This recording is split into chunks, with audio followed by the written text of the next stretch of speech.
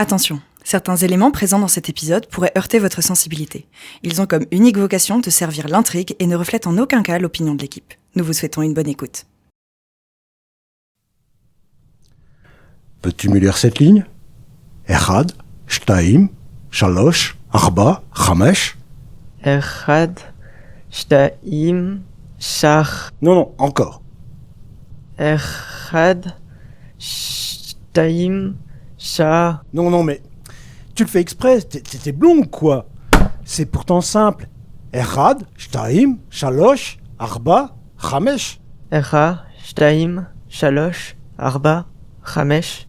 Enfin, à ton âge, ta sœur, elle était plus à l'aise. Comment ça se fait que tu n'y arrives pas?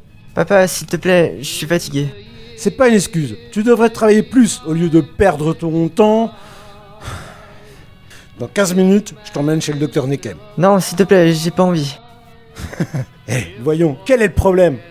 Vous y allez tous les mois, il ne se passe jamais rien, et c'est pas comme s'il allait vous manger.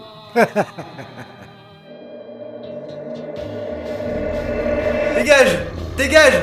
Nathanaël attrapait tout ce qu'il avait sur la main. Il jetait les décorations sur le prédateur, mais rien ne le faisait fuir. La bête l'observait avec sadisme. Sarah et Laure arrivèrent à entrer. Elles étaient abasourdies. Oh mon Dieu, c'est quoi ça? La bête se retourna et en guise de menace ouvra grand sa gueule, sortant sa langue fourchue et se rua sur le duo. Par réflexe, Sarah attrapa Laure par la manche et s'écroulèrent sur le sol pour l'éviter. C'est mon psy! Laure n'eut pas le temps de se mouvoir. La bête attrapa son bras et lacéra celui-ci. Il n'agissait pas par instinct mais bien par désir.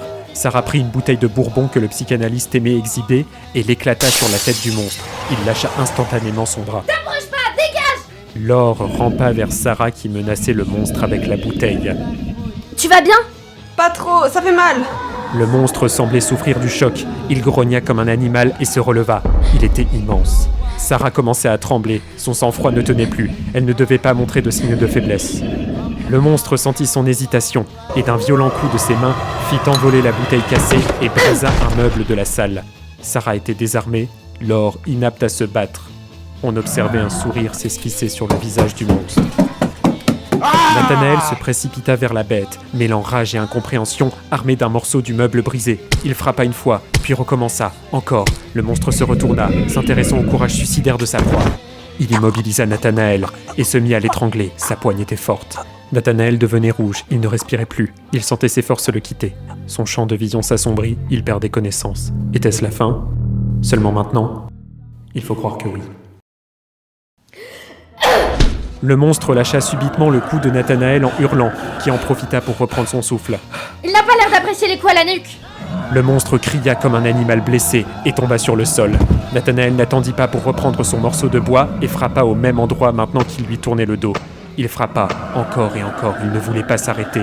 Le monstre s'étala sur le sol, ses cris devenaient faibles, mais Nathanaël n'arrêta pas ses coups. Sarah et Laure reprenaient leur souffle, et Nathanaël persistait à lyncher le corps désormais immobile de ce qui était autrefois son psychanalyste.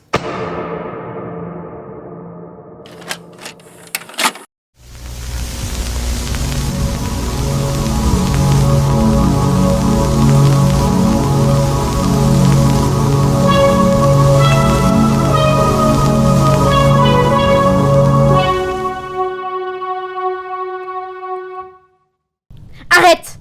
C'est bon, je crois qu'il ne peut plus se relever maintenant. Est-ce que c'est le docteur Nekem? Oh mon Dieu! Ça me parlait depuis tout ce temps. Calme-toi, tu ne pouvais pas savoir. Le corps du docteur Nekem convulsa. Puis, des changements apparurent de nouveau.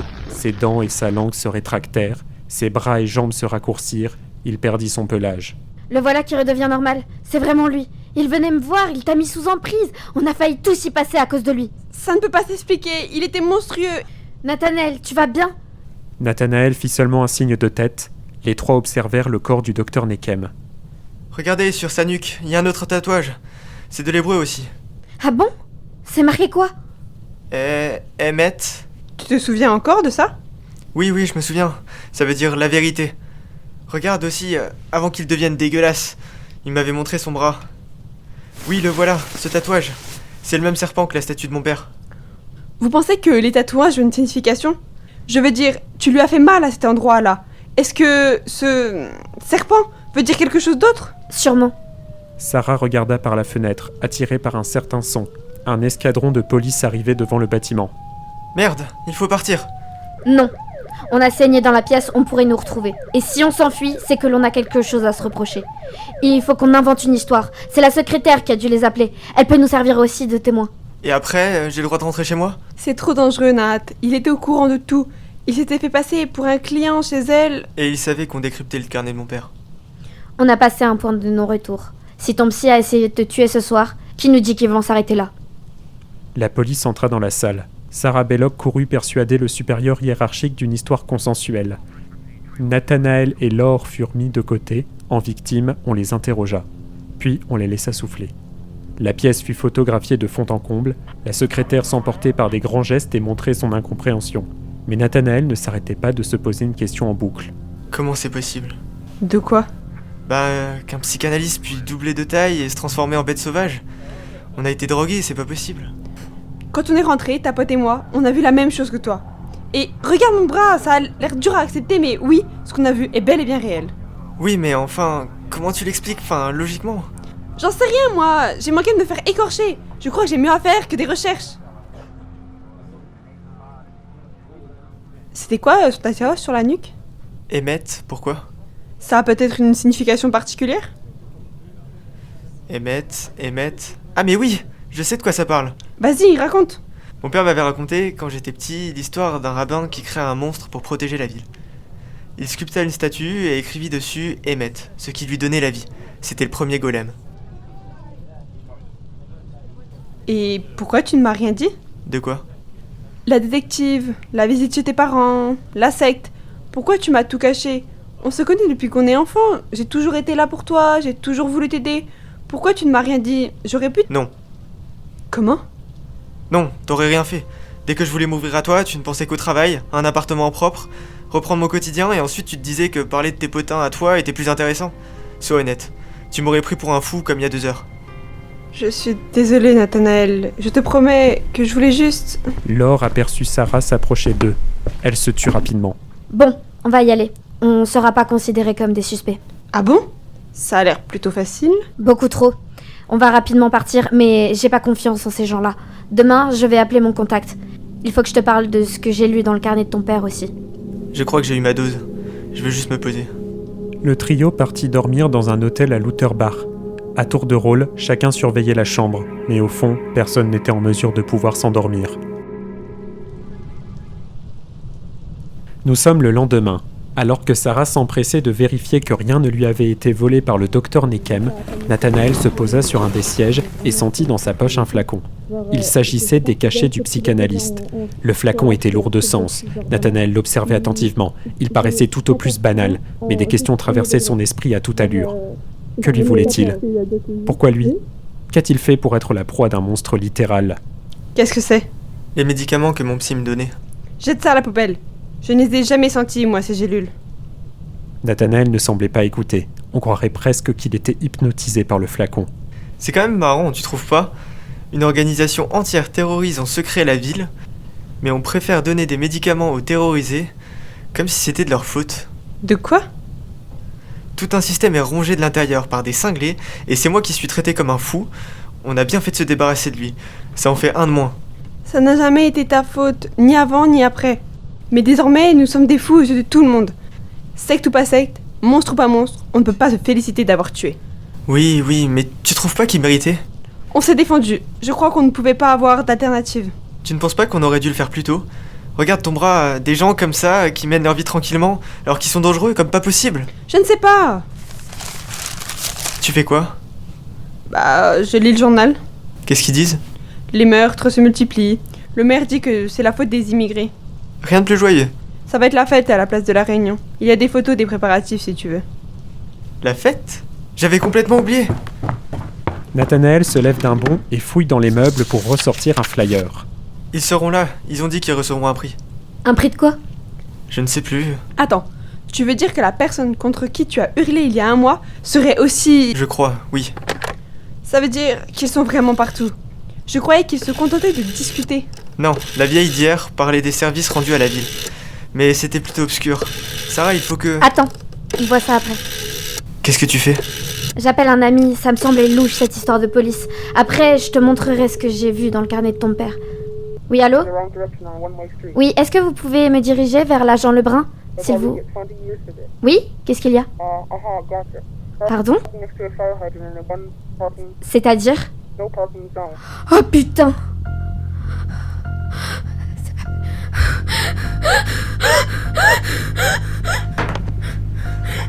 Sarah manqua de trébucher. Le téléphone tomba de ses mains.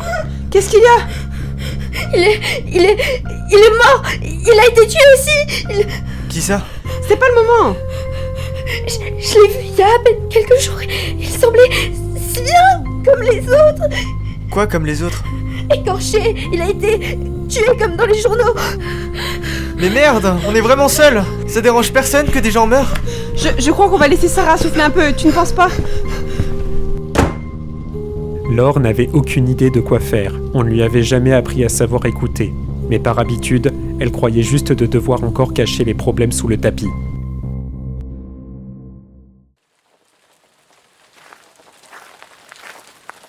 Est-ce que le docteur Nekem t'a parlé avant qu'il...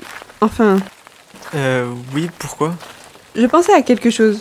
Qu'est-ce qu'il t'a dit? Mais Nathanaël, vous êtes un cas désespéré. Nathanaël se remémora des dernières paroles du docteur Nekem. Ces phrases lui faisaient toujours aussi Vraiment mal. que mes pilules vous ont rendu débile. Ce n'est déjà le cas. Il serrait le poing pour éviter d'hurler. Quelques phrases comme ça et... Ah! Il m'avait proposé un moyen de m'améliorer. Il a développé? Non, pas vraiment. Il avait continué avec Sarah, c'est là que j'ai su qu'il me suivait. Comment ça? Ben, je ne lui avais jamais vraiment parlé d'elle. Impossible qu'il puisse savoir tout ça. Tu as menti à tout le monde en fait. Je crois que ça n'est pas ça le problème.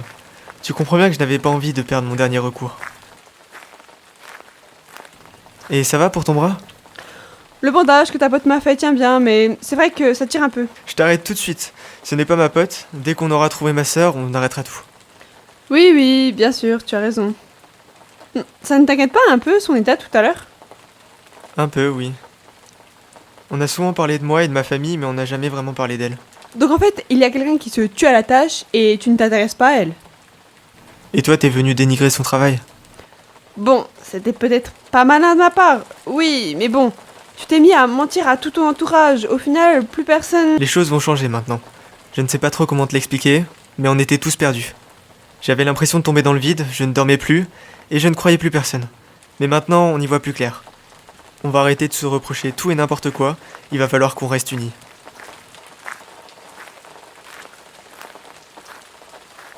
Je suis désolée que les choses se soient pas passées autrement. De quoi? De ne pas m'avoir cru au début? Non, plus que ça. Je suis désolée de ne t'avoir jamais soutenue depuis le début. Quand tu t'es senti mal ou même tous les problèmes avec ton père, j'ai préféré faire comme si de rien n'était.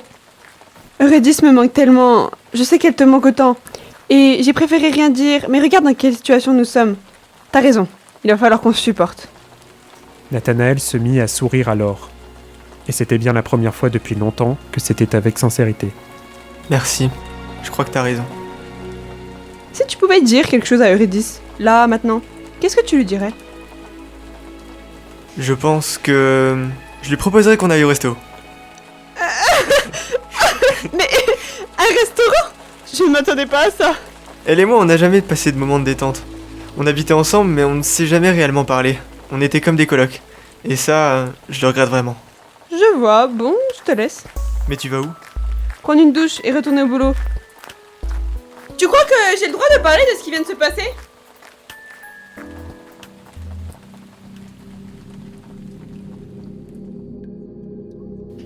Dans un couloir peu éclairé au milieu de nulle part, on pouvait voir des meubles poussiéreux, du carrelage sale et une odeur putride de sang séché. Qu'est-ce que tu fais? Je priais. Tu n'as rien de mieux à faire. Demain sera laborieux. Comment ont été tes recherches? Rien de bien concluant. Le golem a été un désastre total. Maintenant, ils savent que nous les voyons. Il n'y avait personne dans l'appartement, ni au commissariat, ni chez ses petits amis. Bon, il était temps de se débarrasser de lui. Le golem était couvert d'hubris, qu'il tombe avec le monde. Le maître n'a pas réagi à sa mort. Le maître? Tu as parlé au maître? Qu'a-t-il dit? Qu'il ne reste plus qu'à attendre la crue. Nous avons tout préparé et le maître nous a félicité. C'est fantastique.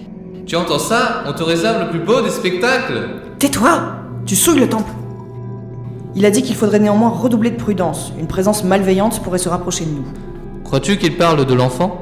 Ah, va savoir. Cette bande de lépreux commence à m'énerver. S'ils entrent dans la fête, il va falloir s'en occuper, et personnellement. Le couple Keller, au 12 rue du Filet, n'a pas payé son abonnement niveau 4. Va donc leur rappeler à ta manière. Comme il te plaira. La passion est immortelle. Et l'éternité est mensonge.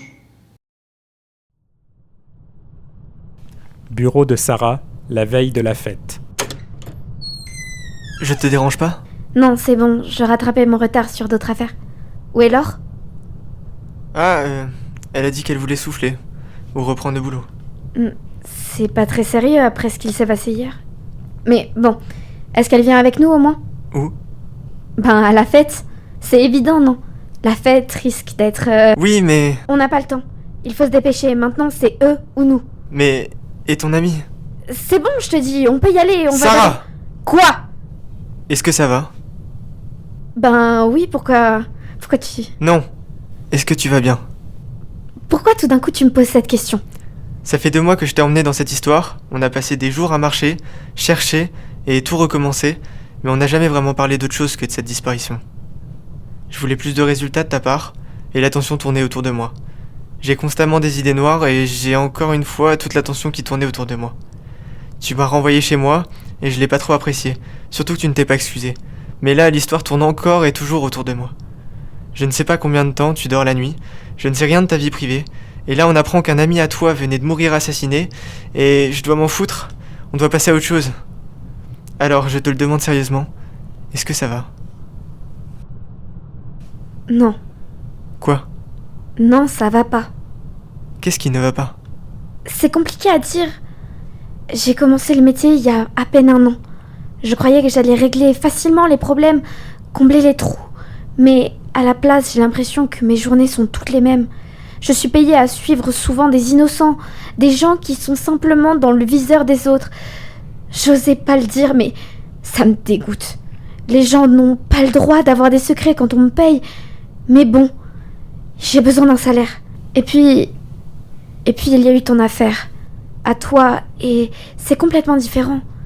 J'ai plus de repères. Je peux le dire à personne et je ne peux pas me permettre de montrer que j'ai peur, mais tout le monde peut être un ennemi maintenant. Plus rien n'a de sens. Une personne qui devient subitement un monstre, un ami, meurt. Mon père a un cancer et moi je ne fais rien. Désolée, c'est dur. Non, c'est moi qui suis désolé. Je suis venu en espérant que t'allais me sauver, mais je t'ai ramené des problèmes. Non, je t'ai suivi de mon plein gré. Ce qu'on a vu et ce que l'on va voir risque d'être encore plus terrifiant, mais on ne peut pas abandonner. Pas après tout ça. Ce n'est pas notre faute. Mais on doit agir, c'est ma responsabilité. C'est notre responsabilité. Il faut sauver les gens de ces choses. On va les massacrer. Attends, qu'est-ce que tu... Demain ne sera pas une journée de recherche. Ce sera une offensive. On s'est déjà humilié suffisamment de fois pour qu'enfin, on se défende. Je vais tous les tuer. Adepte ou pas. Victor Sagan ou pas. Ce n'était que le début. Je veux voir la peur dans leurs yeux. Demain sera la dernière.